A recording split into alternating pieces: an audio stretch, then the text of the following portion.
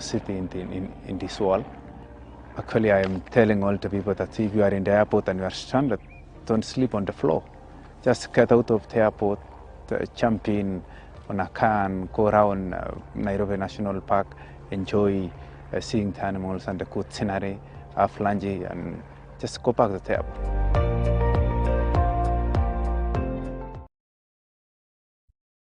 Fresh, gotta get fresh. Down is a boom boom cloud, down is boom boom cloud. Mabaya na uchafuzi na zidi na improve down ni protect nguo zangu na nukia niko safi. Lazima niwe fresh na down is boom boom cloud, boom boom cloud, down is boom boom cloud. So tena zi boom boom cloud, powerful freshness, down is boom boom cloud. Millions are watching. Ilichapisha ripoti inayochunguza sakata la kansa na kusema kuwa asked for. You talk, we listen. The speaker made a communication that ultimately he doesn't want to have two parallel bills. President Uhuru Kenyatta and ODM leader Raila members who are members of parliament. County Assembly has become the first assembly. SRC iliweza kupitisha mswada. Kenyatta kwa kuja na hii program ya kusaidia. Kenyans have had to dig deeper since the government is in a tight financial spot owing to COVID-19 measures that were removed. President and Deputy President, 80%. It's true. Following the declaration of the vacancy of the position of the Chief Justice of the Supreme Court of Kenya, It's Maisha Television.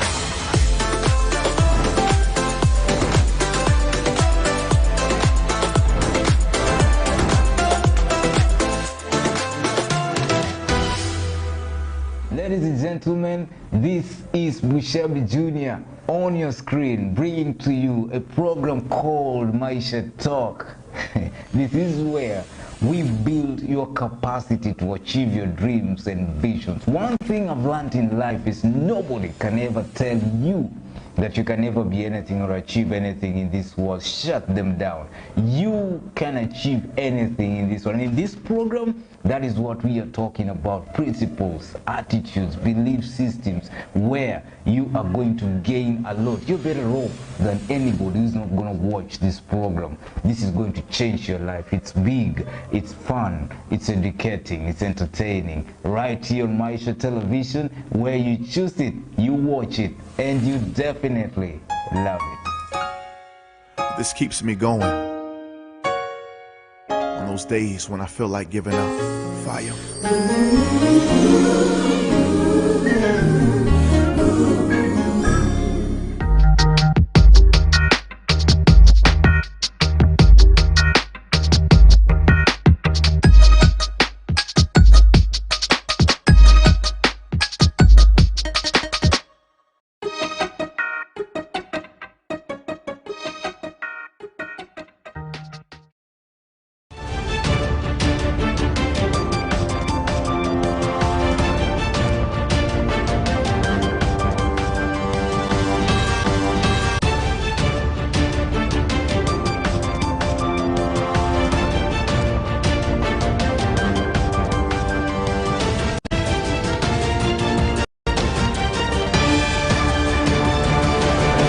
Naam, hujambo mpenzi mtazamaji, karibu ndani ya upevu wa maisha, Lit Edition Amanya.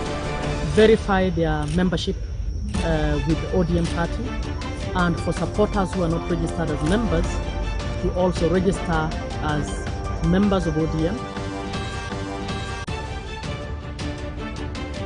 It's working very well. We have discussed the security components of it because that is what brings me in. Because when you have that number of our people crossing on that bridge, obviously it must be a matter that we are interested in as security people. So we have put up a multi-agent security framework now that is going to manage that bridge. That's why, you know, we have the Coast Guard right next to us here.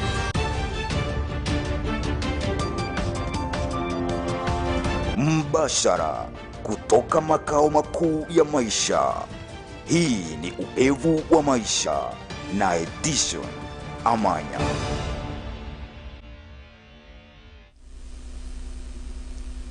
Naam, Mwenyekiti Catherine Muma anayesimamia masuala ya upigaji kura wa ndani ya chama cha ODM alizungumzia kuhusu swala la uchaguzi wa ndani wa chama hicho, huku akieleza kuwa ili uweze kujumuishwa katika uchaguzi huo ni lazima uwe umejisajili katika rejista ya chama. Chama cha ODM ambacho kinaongozwa na Raila Odinga kinatarajiwa kutoa mgombeaji katika nafasi ya urais mwaka 2022. Tayari gavana wa Mombasa Ali Hassan Joho amejisajili kuwa mgombea wa nafasi ya urais. Maandalizi ya uchaguzi katika chama cha ODM yanaendelea, huku mwenyekiti wa bodi ya uchaguzi Catherine Muma akiwasihi wafuasi wa chama hicho kujisajili kama wanachama. We are calling on members to verify their membership with the ODM party, and for supporters who are not registered as members to also register as members of ODM. Uchaguzi unatarajiwa kufanyika mwezi Machi na Aprili kama anavyoarifu Catherine Muma. The National Elections Board has embarked on their responsibility to prepare for the grassroots elections, which we plan to conduct during the March and April. Kulingana na Muma, chama kimeweka mikakati kabambe ili kufanikisha uchaguzi huo. But because of COVID, we postponed the exercise, and we have now come up with a mechanism of conducting these elections in a manner that will also comply with the national government directives around protocols on COVID.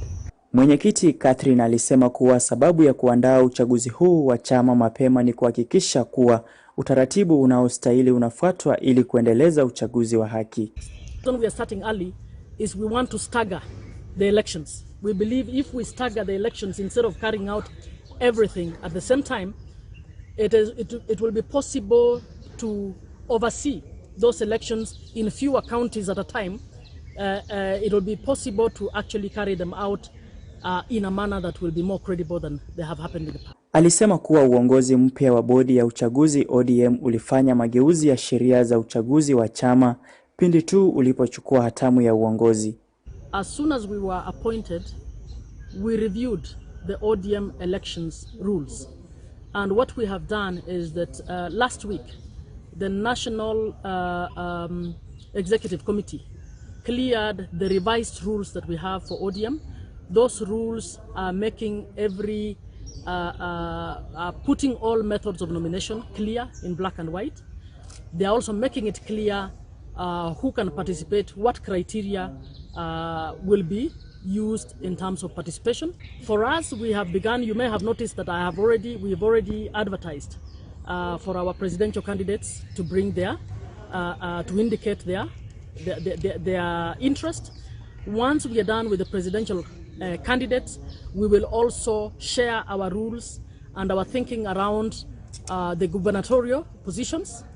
Chama hicho kimedokeza kuwa yeyote atakayekubaliwa kuwania ama kushiriki uchaguzi huo lazima awe kwenye register ya chama.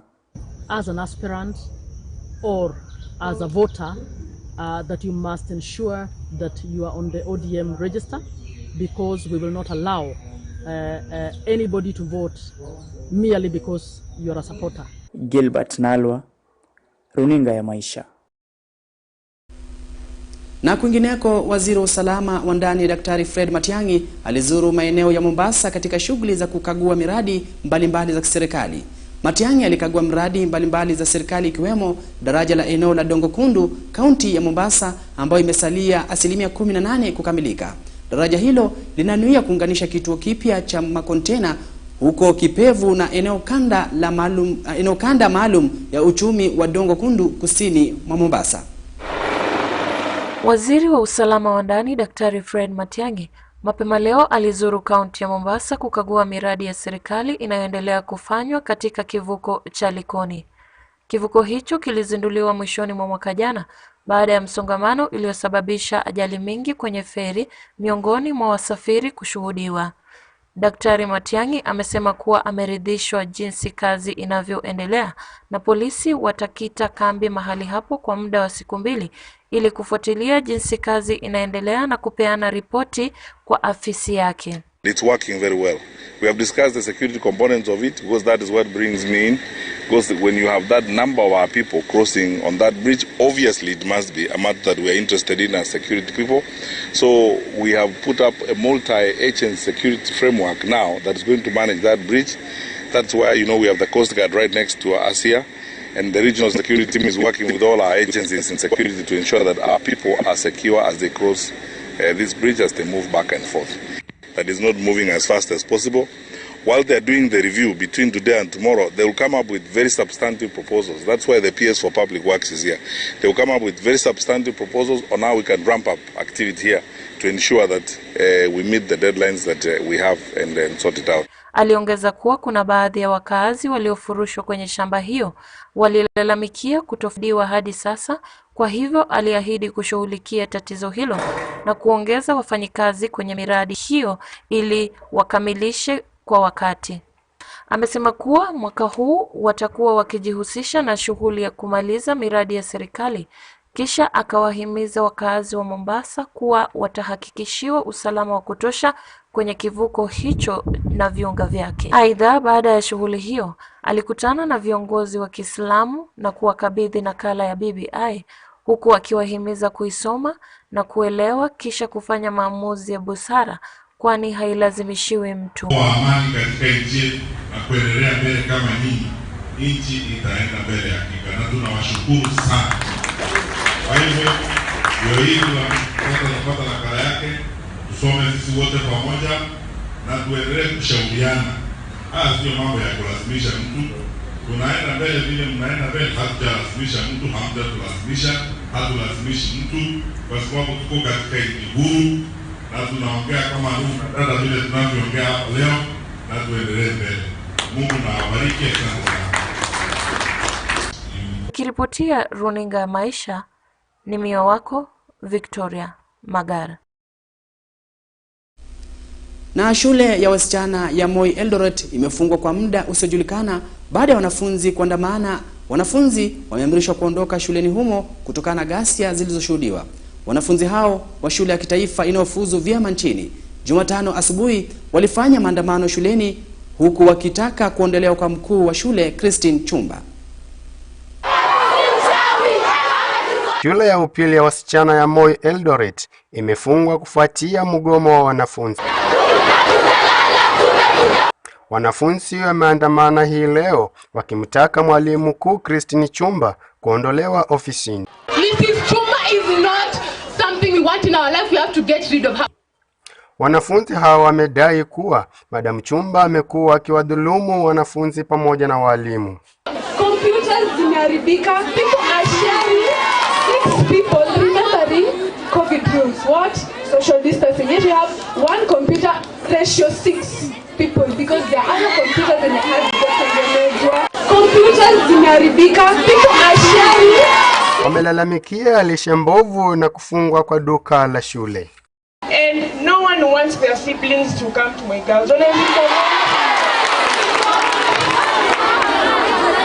I was in Form 1, I used to advocate for people to come to my girls. So I don't want, if I hear anyone who's chosen my girls as a first choice, I'm just like, when we came here, the environment was so clean. Right now, trees are being cut everywhere in this school. Then we complain, we're being told that these trees are too old.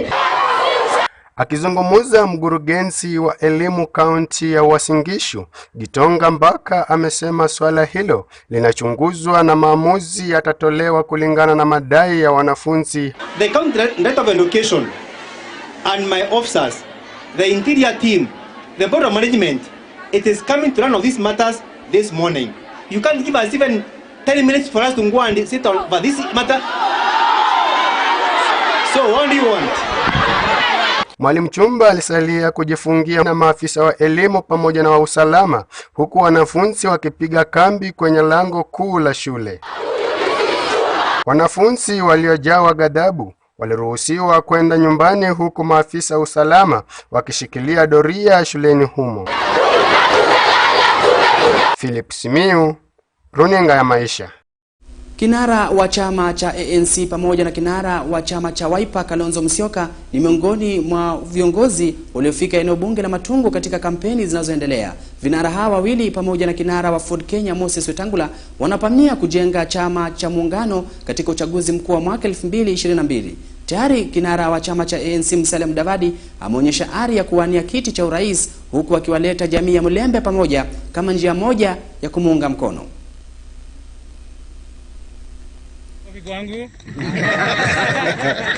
Safari ya uchaguzi mdogo Matungu inazidi kushika kasi, huku viongozi mbalimbali wakijitosa uwanjani kuwania kiti kilichosalia wazi baada ya kufariki kwa mbunge wa hapo awali Justus Murunga.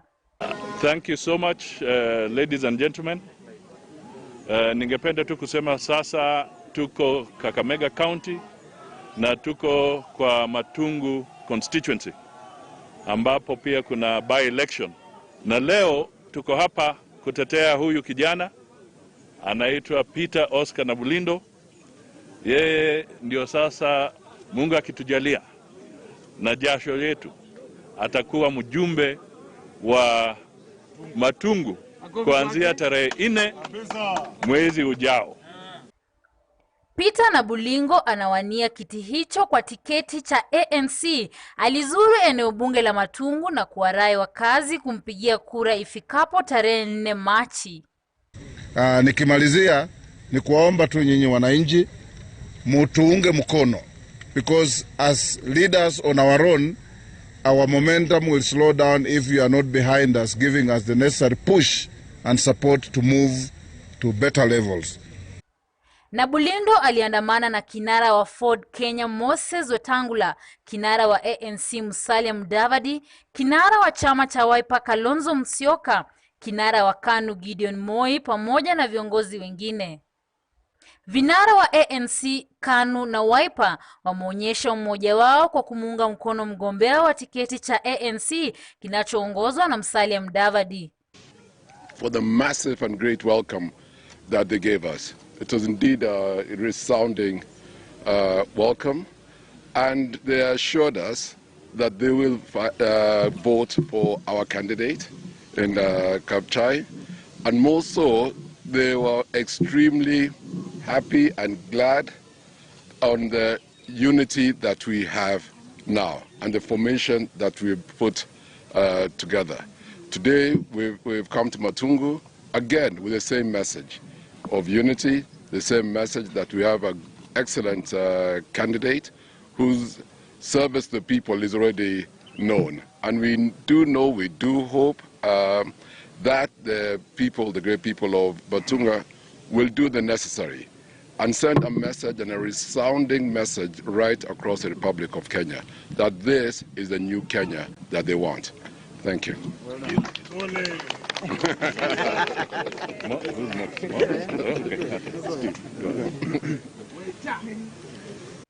Kujiunga kwa seneta wa Baringo Gideon Moi, Kalonzo Musyoka, Musalia Mudavadi na Moses Wetangula kunaibua hisia mseto, kwani huenda ikawa ujio wa mrengo mpya tunapoelekea kwenye uchaguzi mkuu mwaka ujao. I want to join my colleagues in extending grateful thanks for the warmth of welcome and the exuberance we saw in Kabuchai yesterday. And as my colleagues have said, the Wiper candidate in Kabuchai is Majimbo Kalasinga. And today, the Wiper candidate for Matungu is Peter Nabulindo. And because similarly, they have also announced that where we have a by-election in Machakos, the Wiper candidate for the senatorial candidate for Machakos County, Mama Agnes Kavindu, is also the candidate for all these friends and these political parties. And you can see the overwhelming support that our candidates are receiving. Rida Chebets, Runinga ya Maisha.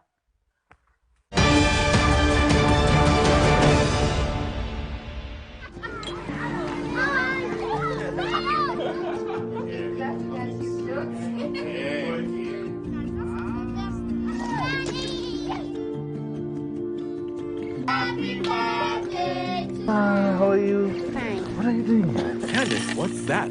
I brought you a small bonus. Bonus for what? Daddy said you helped us get a house, a car, and Mommy's business. But I only helped them get the loans. You did more than that.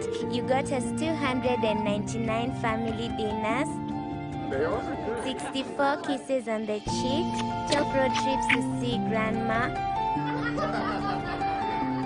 42 jokes from Daddy, 49 laughs from Mommy. In over 60 years of dealing with numbers, we've learned that the numbers that matter the most to you are the ones that matter the most to us. NCBA Bank.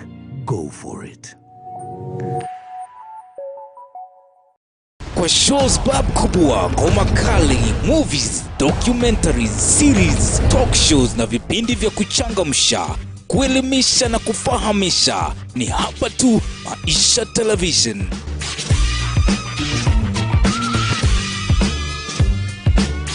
You're the best thing that ever happened to me. Unachagua the best, unatazama na unaipenda.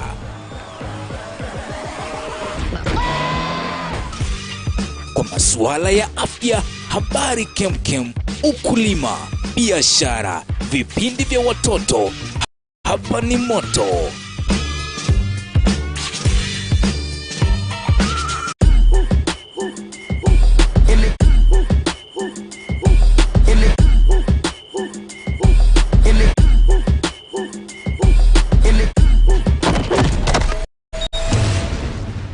Maisha TV. Millions are watching. Ilichapisha ripoti inayochunguza sakata la kansa na kusema kuwa asked for it. You talk, we listen. The speaker made a communication that ultimately he doesn't want to have two parallel bills. President Uhuru Kenyatta and ODM leader Raila members who are members of parliament. Sonar County Assembly has become the first assembly. SRC iliweza kupitisha mswada. Kenyatta kwa kuja na hii program ya kusaidia. Kenyans have had to dig deeper since the government is in a tight financial spot owing to COVID-19 measures that were removed. President and Deputy President, 80%. It's training. Following the declaration of the vacancy of the position of the Chief Justice of the Supreme Court of Kenya, it's Maisha Television.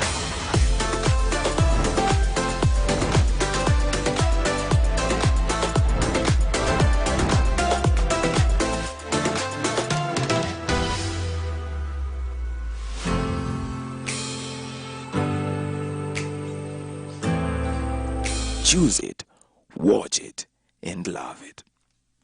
Get fresh, gotta get fresh. Down is a boom boom pow, down is boom boom pow. Mbaya na uchafuzi na zidita improve down ni protect nguo zangu na dukia niko safi. Lazima niwe fresh na down is boom boom pow. Boom boom pow, down is boom boom pow. Zote na zi boom boom pow, powerful freshness. Down is boom boom pow. Mbashara kutoka makao makuu ya maisha. Hii ni upevu wa maisha na edition Amanya.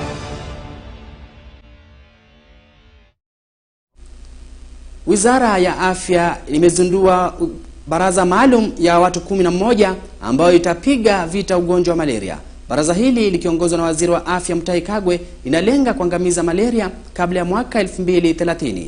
Jukumu la baraza hili litakuwa ni kusambaza neti katika makaunti takriban 27 yaliyoathirika na maambukizi ya malaria, kunyunyizia dawa na sehemu wanaoishi mbu, kuhakikisha kuwa matibabu yanayopewa kwa wagonjwa wa malaria. This council is the fifth to be launched in the African continent after Eswatini, Uganda, Zambia, and Mozambique.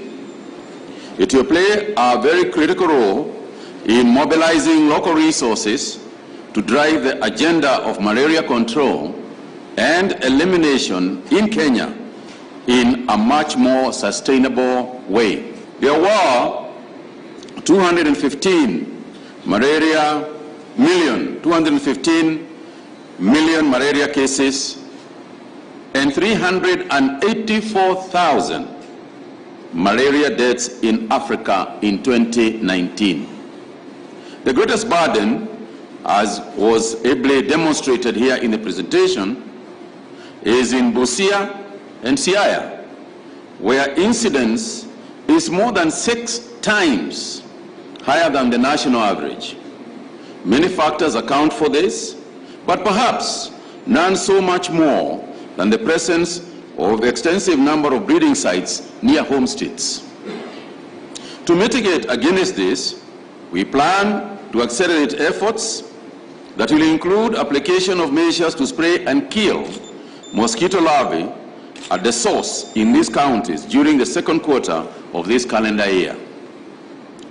And to ensure that those two and other counties also address other aspects aimed at fighting malaria, His Excellency the President recently launched the use of malaria scorecard, which will aid health workers and community members in identifying factors that could be responsible for increased numbers of cases.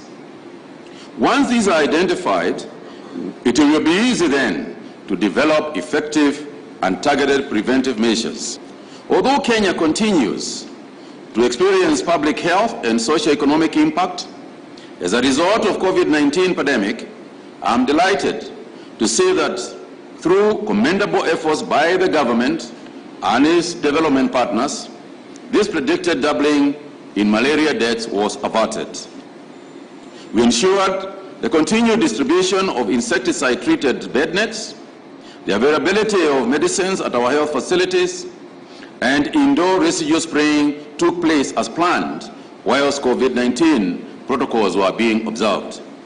By ensuring that all Kenyans, and especially children and pregnant women, have access to life-saving medicines, insecticide-treated mosquito nets, and other commodities, we took and indeed continue to take steps forward. Naibu gavana wa kaunti ya Kisii, Joash Mangi, na mbunge Silvano Sosoro wametishia kuisuta serikali. Wawili hao wanadai kuwa serikali iliwatelekeza katika mazishi ya Nyachae, kaunti ya Kisii. Osoro alijikuta katika orodha ya viongozi wanaozua vurugu, huku Mangi akizuiliwa huku akimlaki naibu rais. I am telling you, kwanza wale watu mulidishika na nyinyi watu na wanaongoza security team, I am going to file a case against you. I am seeking damages. Lazima munilipe, niliumia huko ndani bure. We have said enough is enough, and we are preparing, we have instructed our lawyers. We must file suit. We must sue the state. We must sue whoever was responsible for arresting us yesterday. We are now fed up.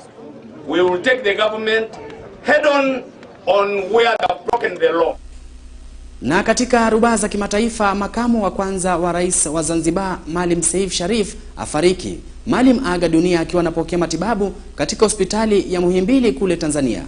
Rais wa serikali ya mapinduzi Zanzibar, Daktari Hussein Ali Mwinyi, ametangaza msiba huo na kutangaza siku 7 za maombolezo.